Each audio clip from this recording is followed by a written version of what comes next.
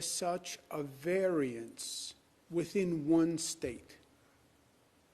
Why is there such a variance in demographic areas that are basically very similar?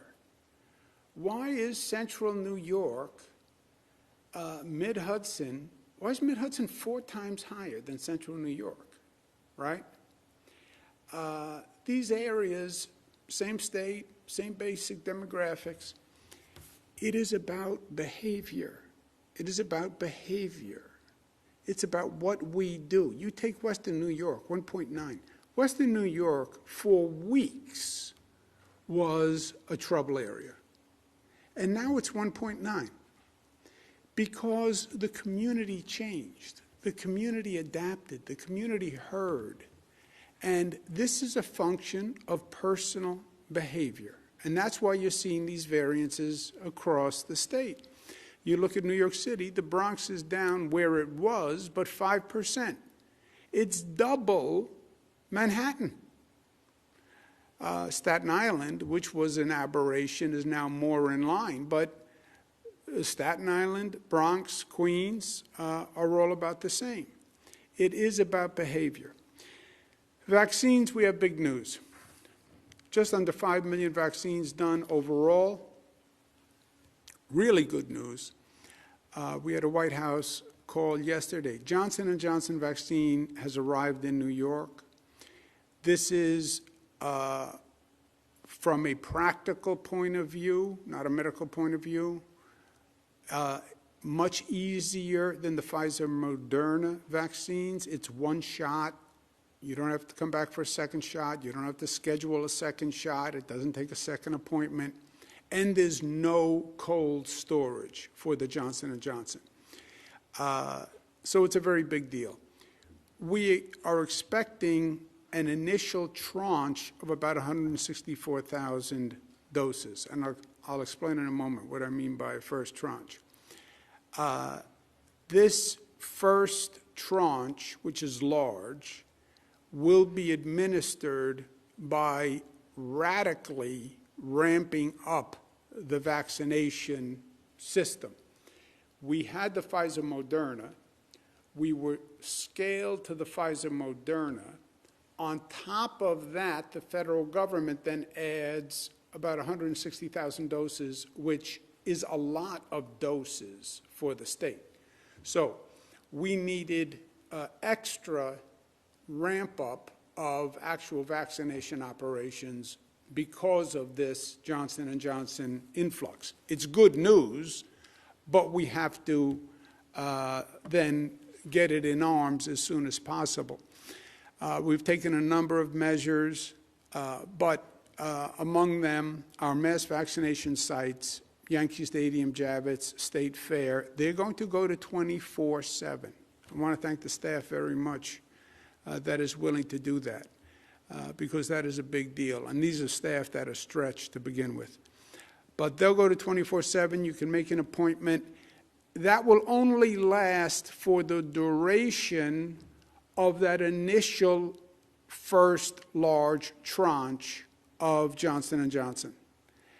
After that first tranche of Johnson & Johnson, the production is actually going to slow and lag and then build back up again. So we have this one-time blip, one-time large tranche, good news, then it will slow, then it will ramp up again. But I'll ask Kelly Cummings, who's been doing a great job getting these mass vaccination sites to transfer to 24/7, and ask Kelly if she has any additional comment. Sure. Yankee Stadium will begin operations tomorrow night, Thursday night. The appointments open this morning.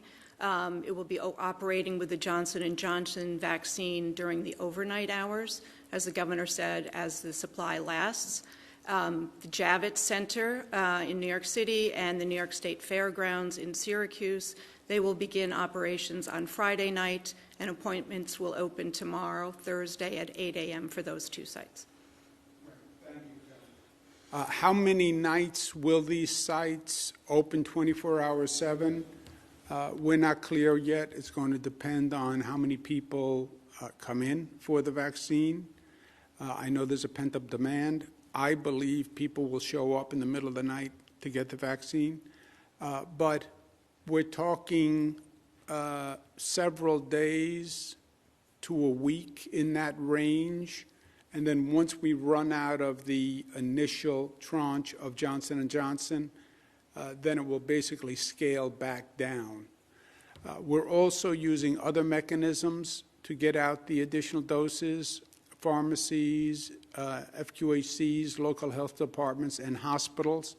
Because remember, on top of the Johnson & Johnson, we also have an increase in the Pfizer-Moderna vaccines. The Biden administration has increased the percentage of vaccines about 70% since they've taken office.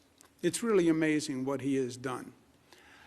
But again, the Johnson & Johnson increase is a one-time infusion, then a brief lag in production, then an increase. The overall picture is that President Biden says there'll be a vaccine supply for all Americans by the end of May. Now, it was the end of July. He's now moving it up to the end of May, and that is a very significant increase. Apparently, using the Defense Production Act, they have accelerated the production of the vaccine. And Johnson & Johnson and Merck have formed a partnership. So Merck is going to help produce a Johnson & Johnson vaccine. Normally, drug companies don't play nice like this, but the president used the Defense Production Act. This is going to dramatically increase the production. This is what's allowing them to move up the schedule until May. The president also says prioritize teachers, and he wants the states and then the local governments directed by the states to prioritize teachers. I believe President Biden is right. We need children back in classrooms. Children not in classrooms hurts the child. It hurts their socialization. It puts additional stress on the family. Every expert will say it. As soon as you can get children back in the classroom, get them back in the classroom. We have classrooms where the infection rate is much lower than the surrounding community. The teachers need and deserve a right to feel safe. They do. And even before President Biden said this, I said last week, local governments must report on how many teachers are vaccinated and coordinate with the school districts to report how many teachers are in the classrooms. In other words, I believe a teacher could say, I want a vaccine before I go into the classroom. Okay. How many teachers have we vaccinated, and how many are in classrooms? For cities, this information is easy to gather because the city is coterminous with the school district. Other areas, you'll have school districts overlapping counties, so they'll have to call the school districts and get the data. But this is President Biden's point. He wants a prioritization of vaccination for teachers because he wants teachers in the classroom. Now, you have a lot of prioritizations going on in this vaccination process. Nursing home residents were prioritized. Nursing home staff was prioritized. Hospital staff was prioritized. Police, teachers, school teachers. So we have a long priority list, but I think the president is right. This is about getting kids back into the classroom. Overall, COVID rates are down as we just went through. Vaccine rates are up, so we continue the smart reopening, right? The graphic that nobody likes. What we have done, which has been very smart from day one, report, reopen based on science and data. I feel this, I feel that. Feelings are nice, facts are better. And we have been calibrating by the science and the data. On the COVID emergency powers, we've worked with the legislature. We have an agreement on a bill where the legislature can repeal any executive order that I issue with over 50%. both houses. The COVID emergency powers continue past April 30th. When we first did this, we thought the pandemic would be over April 30th. This is a year ago. We said about a year. At that time, it was implausible to think it was going to go beyond a year. It's gone beyond a year, and it's not going to end by April 30th. So they're going to extend, the legislation extends the emergency power to the point where the federal government declares an end to the pandemic, which the federal government does. It controls funds, et cetera.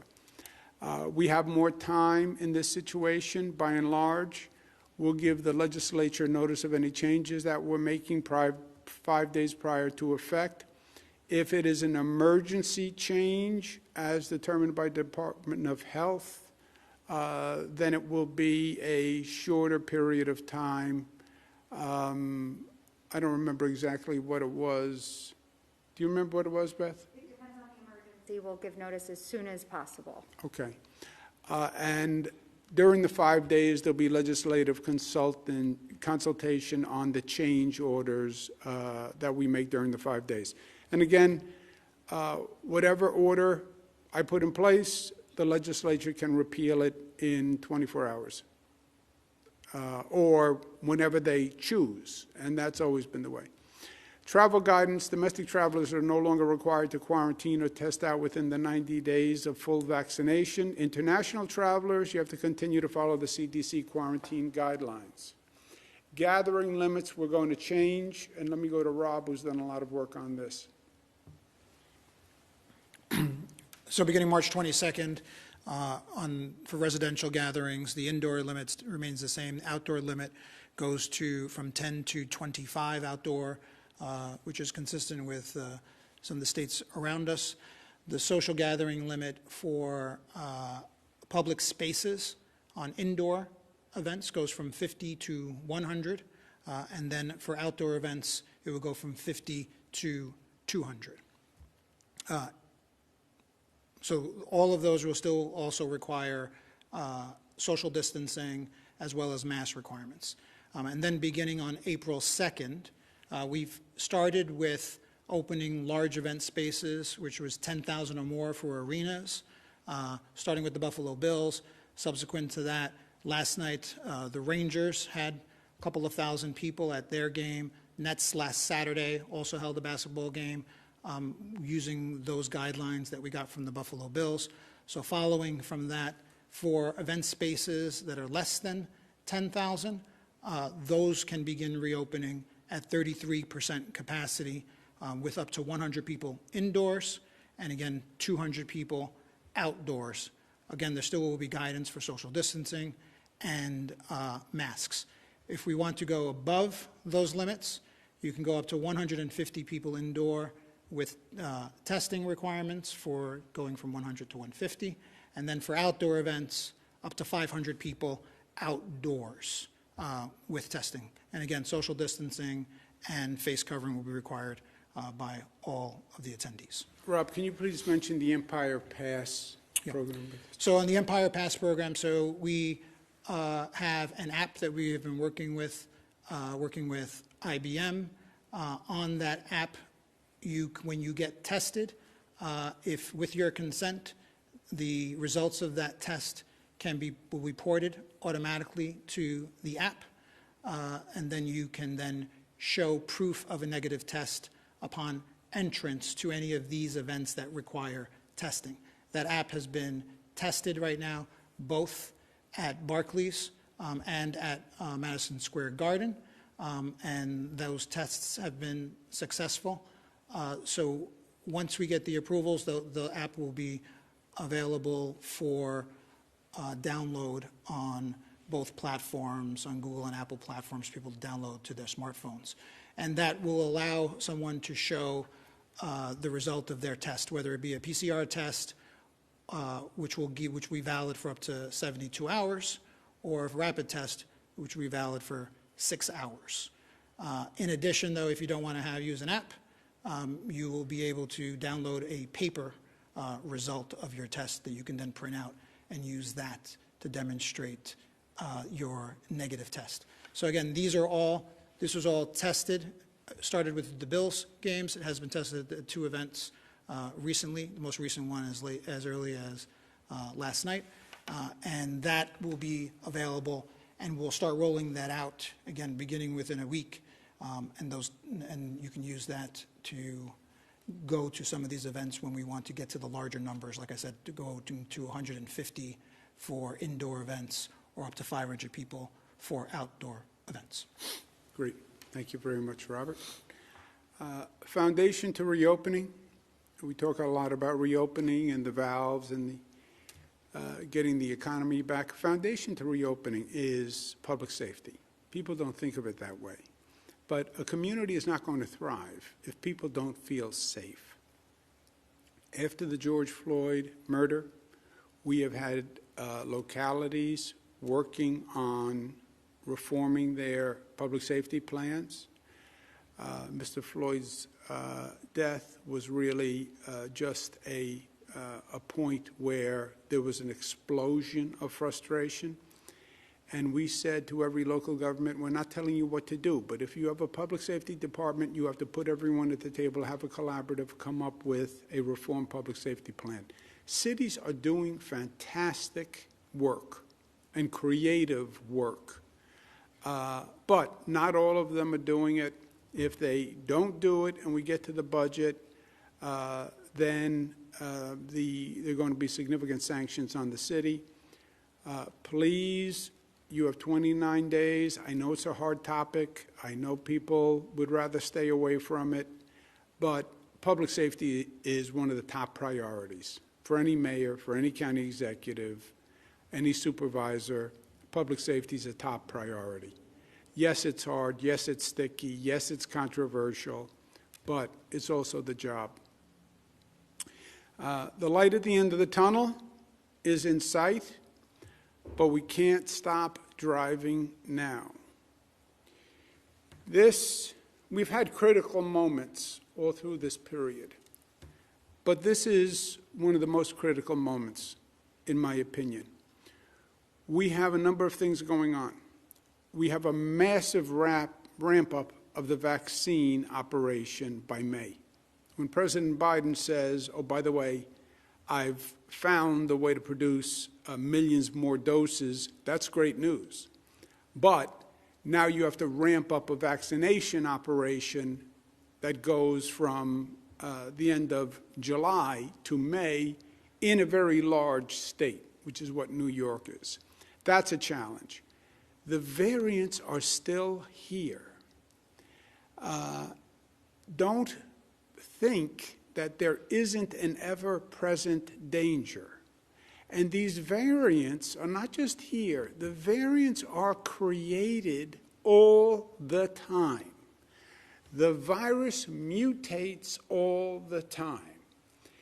And it's very possible that there's a mutation to the virus that is going to require a different type of booster shot. That's why this is so important to get all those vaccines done now, because the vaccines can protect you from the variant. But that is a lingering danger we're dealing with. And then you have the New York recovery, rebuilding, and finances. When you deal with a storm, the first step is the emergency response to the storm. There's a hurricane. Keep everybody safe. Get people in out of the cold. Second step is the water recedes, and now you see the damage that you have to rebuild. The damage to this state, to this city, is extraordinary. And we're going to have a lot of work to do. And this is all happening at the same time. Environmentally, we can't relax too soon. I get it. COVID fatigue. Everybody wants all restrictions gone. Everybody does. Yes, but you also have to be smart about the reopening. In my opinion, some states are going too far, too fast. And that is a danger because COVID is still a risk. and you relax those restrictions too far, you will see the beast rise up again. Smart, New York tough, smart, united, disciplined, loving. Let me make an unrelated announcement, if I can. I want to address the recent allegations that have been made against me. As you probably know, the Attorney General is doing an independent review, and I will fully cooperate with that review. Now, the lawyers say I shouldn't say anything when you have a pending review until that review is over. I understand that. I'm a lawyer, too. But I want New Yorkers to hear from me directly on this. First, I fully support a woman's right to come forward. And I think it should be encouraged in every way. I now understand that I acted in a way that made people feel uncomfortable. It was unintentional, and I truly and deeply apologize for it. I feel awful about it, and frankly, I am embarrassed by it, and that's not easy to say, but that's the truth. But this is what I want you to know, and I want you to know this from me directly. I never touched anyone inappropriately. I never touched anyone inappropriately. I never knew at the time that I was making anyone feel uncomfortable. I never knew at the time I was making anyone feel uncomfortable. And I certainly never, ever meant to offend anyone or hurt anyone or cause anyone any pain. That is the last thing I would ever want to do. I ask the people of this state to wait for the facts from the Attorney General's report before forming an opinion. Get the facts, please, before forming an opinion. And the Attorney General is doing that review. I will fully cooperate with it, and then you will have the facts. And make a decision when you know the facts. I also want you to know that I have learned from what has been an incredibly difficult situation for me as well as other people. And I've learned an important lesson. I'm sorry. I'm sorry for whatever pain I caused anyone. I never intended it. And I will be the better for this experience. Thank you. Questions? Thank you, Governor. If you would like to ask a question, please use the raise hand function at the bottom of your window. We'll take a brief moment to compile the Q&A roster. Governor, your first question comes from Marcia Kramer of WCBS. Marcia, your line is now open. Please unmute your microphone. Governor, can you hear me? Marcia Kramer, the Dean of the Delegation. So, Governor, I have actually two questions. First of all, I wonder if, given the distractions of these two investigations, especially the one involving sexual harassment, you feel that you might want to step aside, or that you should step aside, especially in negotiating the budget, which could be one of the most important budgets that the state has ever had to deal with. And my second question has to do with the pictures that have surfaced of you touching the face of Anna Ruck. The reason I'm asking the question is that I've also seen circulated pictures of you touching the faces of people all over the state, young and old, whatever, and I wonder what you make of those pictures. Yeah. Thank you very much, Marcia. Let me take both questions. First, you're right about the state budget. It is critically important. The state budget is going to turn the page to the rebuilding phase. We've been working very hard to get funding from Washington to fill the gap, and that has been going well. We have to see what we actually get. But we then have tremendous financial needs on top of that. People have to pay their rent, they need food, et cetera. You also have New York City, which is in a very precarious situation. It's teetering, to use a word. Crime is way up. Homelessness is way up. Many people have left New York City. Hamptons, Mid-Hudson Valley, other states. We have to get New York City functional again and safe again and viable again. And we have to do that quickly. We have a new mayor that's going to be selected basically in June, I guess. Something could happen in November, but basically in June. And that work has to start right away. So yes, the budget is very important. Having said Should that, you step aside, though, and let somebody else handle it? yeah, having said that, I'm going to cooperate with the Attorney General's investigation and do the budget. Remember, we did a budget last year in the spring in the heat of COVID, where it was the most intense period of my life, of this government's life, of this state's life. And we did both, and we'll do both here. On the pictures, Marcia, I understand the opinion of and feelings of Ms. Ruhr. And you are right. You can find hundreds of pictures of me making the same gesture with hundreds of people, women, men, children, etc. You can go find hundreds of pictures of me kissing people, men, women. It is my usual and customary way of greeting. You know that because you've watched me for, let's just say, more years than we care to remember.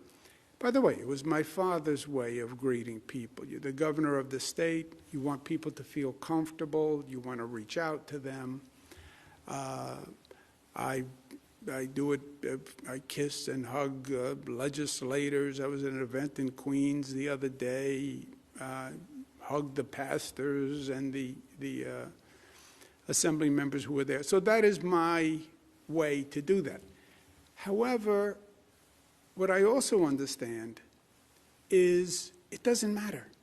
It doesn't matter my intent. What it matters is if anybody was offended by it. And I could intend no offense, but if they were offended by it, then it was wrong. And if they were offended by it, I apologize. And if they were hurt by it, I apologize. And if they felt pain from it, I apologize. I apologize. I did not intend it. I didn't mean it that way. But if that's how they felt, that's all that matters, and I apologize. Next question, operator. Governor, your next question comes from Dave Evans from WABC. Dave, your line is now open. Please unmute your microphone. Hey, can you hear me okay? Yeah, Dave. Governor, I just wanted to ask you, with all these calls in the last couple of days calling for your resignation from some Democrats, certainly not all Democrats, but some Democrats. Is today, since you've been gone for about a week, is this your way of saying, I'm certainly not resigning? Yeah. Dave, look, some politicians will always play politics, right? That's the nature of the beast. I don't think today is a day for politics. I wasn't elected by politicians. I was elected by the people of the state of New York. I'm not going to resign. I work for the people of the state of New York. They elected me, and I'm going to serve the people of the state of New York. And by the way, we have a full plate. We have COVID. We have recovery. We have rebuilding. We have a teetering New York City. We have a terrible financial picture. We have to do vaccines. So no, I'm going to do the job the people of the state elected me to do. Next question, operator. Governor, your next question comes from Andrew Sif of WNBC. Andrew, your line is now open. Please unmute your microphone. Governor, good afternoon. Two questions. The first is, given how contrite you've been today, why did it take a week for you to go before the cameras when people have noted your absence for so many days? My second question is, what assurances can you provide New Yorkers that there are not other accusers who worked for you who will lodge similar complaints to the two that have already been alleged? Yeah, two things, Andrew. I apologized several days ago. I apologize today. I will apologize tomorrow. I will apologize the day after. And I want New Yorkers to understand, because this is more, the facts will come out in the Attorney General's review, but I want them to understand the emotion, because it's really, for me, it's as much about the emotion. I never knew at the time that I was making anyone feel uncomfortable. I never, ever meant to offend anyone or hurt anyone or cause anyone pain. I feel terrible that these people felt uncomfortable, felt hurt, felt pain from the interactions. And I'm embarrassed by it, and I feel bad from it. I'm not in this business to make people feel uncomfortable. I'm here to make them, to help them. That's the essence of what I do.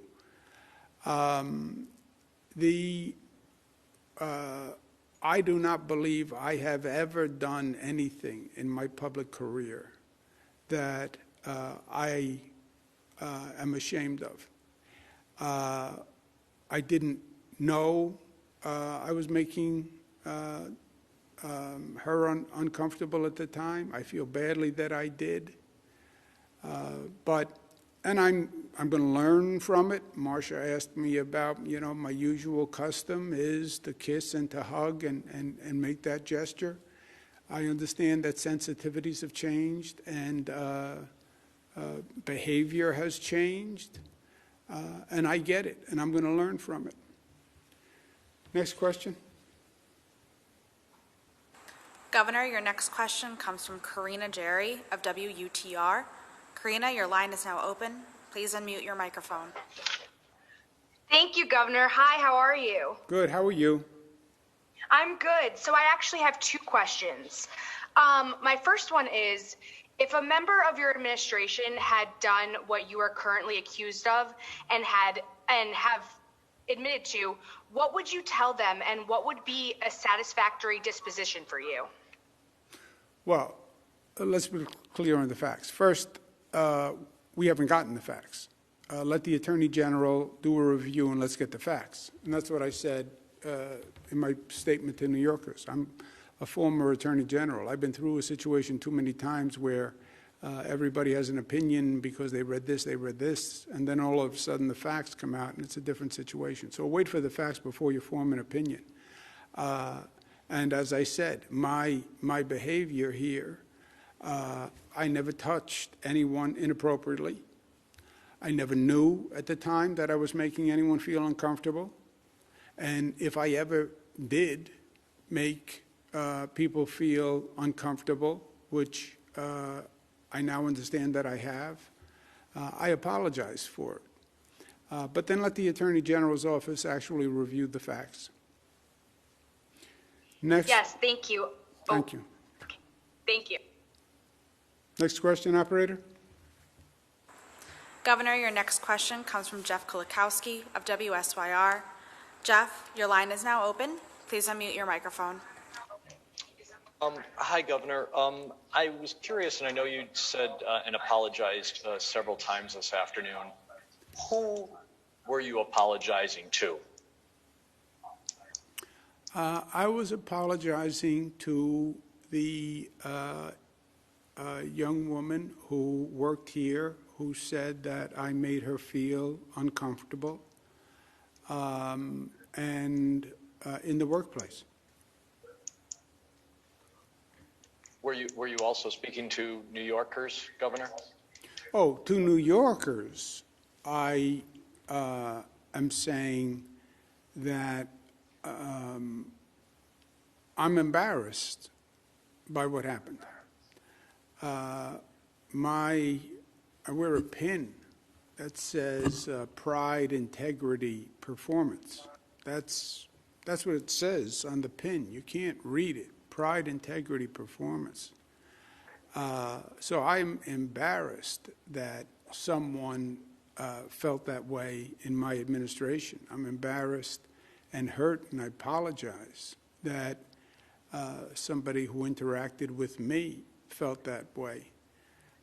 Again, I didn't know at the time I was making her feel uncomfortable. I never meant to, but that doesn't matter. If a person feels uncomfortable, if a person feels pain, if a person is offended, I feel very badly about that, and I apologize for it. There's no but, you know. I'm sorry. Let's take one more question, operator.